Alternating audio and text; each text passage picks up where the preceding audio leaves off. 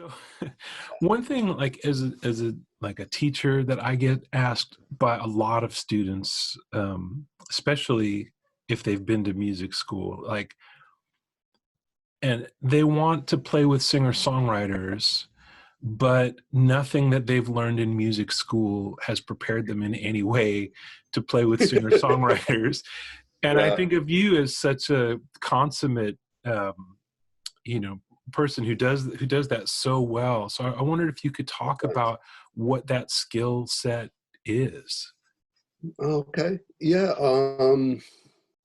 I think, yeah, I don't know if it's anything anyone, I guess, well, we're going to try to teach it now, I guess. We'll try to get some tips. But I think it's, for me, it's always just been kind of intuition and just trying to, yeah, I actually, I also enjoy that part of music, to like try to make someone's song be cool, or come up with something that's really, appropriate or nice for it.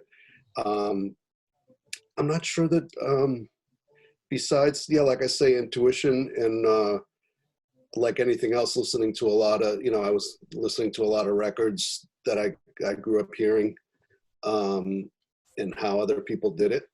Mm. Um, I think, I think over the time that I've worked with a lot of people like that, hopefully, and I think I've consciously learned how to play less over a lot of songs, and I think it's, like I say, I think it comes naturally to me because I enjoy it, but I'm not sure everybody enjoys that role of just kind of being there and maybe not playing the whole Mm. song, or maybe playing a little bit. Um, so yeah, I'm trying to think if there's any other. I've also been lucky. A lot of the singer-songwriters I've played with are great guitar players as well. Mm. So that kind of, to me, that defines not playing too much, because if so, and especially a lot of them spend a good deal of time playing solo Mm. and not with a band. So they've developed a lot of the ones I love developed a thing on with their playing that's pretty complete already. And Mm. that's always been the trick, I think, is to like fit that into a band when you go to make a record. How do you fit like somebody who's already playing a realized kind of guitar part with Yeah. a rhythm section and other players? So again, that's kind of like try to just kind of find a space that's not occupied by their playing. Like a register or a sound or Yeah, like. I think both. I think sometimes it's simple register thing like with any other guitar player. A lot of times, if I'm playing electric and they're playing acoustic, that's kind of sonically, it's already kind of got me away from, into another zone. A lot of times it's just like, that's kind of where like a lot of long tones come in for me. Mm. It's because if there's an active guitar part, my inclination, unless you're doing like a real, like kind of figuring out a part that works intricately with a worked out part, that can be cool. But the long tones seem to kind of find an easy place, even if it's not, volume pedal swell, but sometimes it might just be just a big chord that kind of hangs. Um, yeah, in general, just try to take up a spot that no one else is in, I think. Mm. Mm. And that's, yeah. Yeah, that's great. And I know just from teaching a little bit, like in music schools, one thing I don't see guitar players in practice rooms doing is long tones. Hmm. You Interesting. know, it's more like, how can I crank up the metronome? How can I Right, subdivide the time more? right. But like, do you True. actually like practice longer sounds and things like that?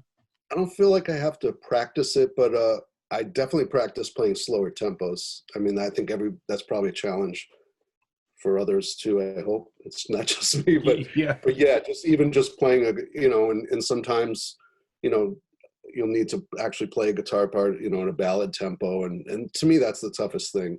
Hmm. And it, so regardless whether it's just playing to a slower tempo, or maybe that kind of coincides with playing longer sounds, and just kind of, I've also for me, I've tried to work on my time continually still. I mean, I try to work on my time and try to work on relaxing the time too, which is something I was not always good at, and I'm still Oh, working on.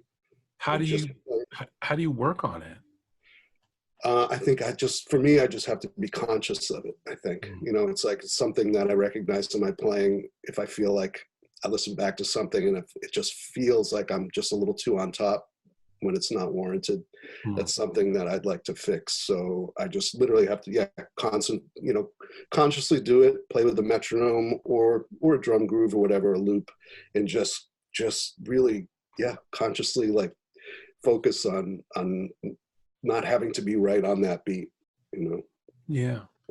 I know you know, because I hear it in your playing. It's beautifully relaxed. Thanks. But yeah, you may be right. You know, maybe there's such a focus on chops and learning fast tunes, which is this is a great part about that too, obviously. Yeah. But it doesn't usually have a place in accompanying people that much.